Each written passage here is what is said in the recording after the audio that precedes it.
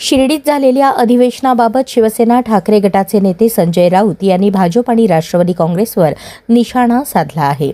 त्यांनी शिर्डीला साईनगरी ही अधिवेशन नगरी असे संबोधत उपरोधिक टीका केली. राऊत म्हणाले, या अधिवेशनांमुळे सामान्य लोकांचे प्रश्न सोडवले जात नाहीत, उलट त्याचा उपयोग केवळ राजकीय पोळी भाजण्यासाठी होत आहे. अजित पवार यांच्या उपस्थितीवरही त्यांनी उपहासात्मक टिप्पणी केली. शिर्डीच्या पवित्र वातावरणात राजकीय चर्चा करण्याऐवजी लोककल्याणाच्या योजनांवर भर द्यावा, असे राऊतांनी सुचवले.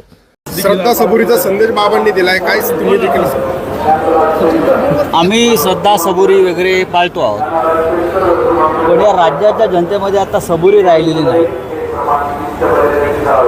आता काही दिवसापूर्वी इथे एक अधिवेशन झालं.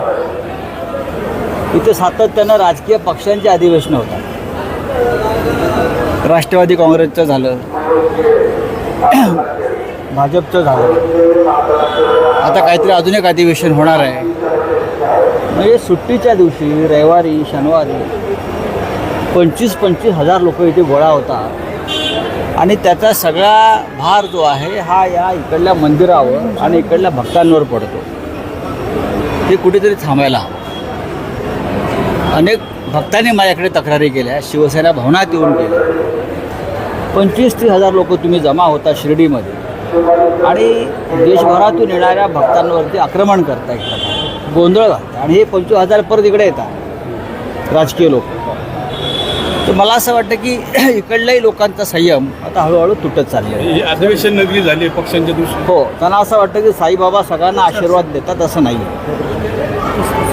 जे आम्हाला सांगितलं आहे श्रद्धा आणि सबुरी, आम्ही श्रद्धा आणि सबुरीने घेतो. नक्कीच नक्कीच महाविकास आघाडी कायम राहील, तुम्ही चिंता करू नका.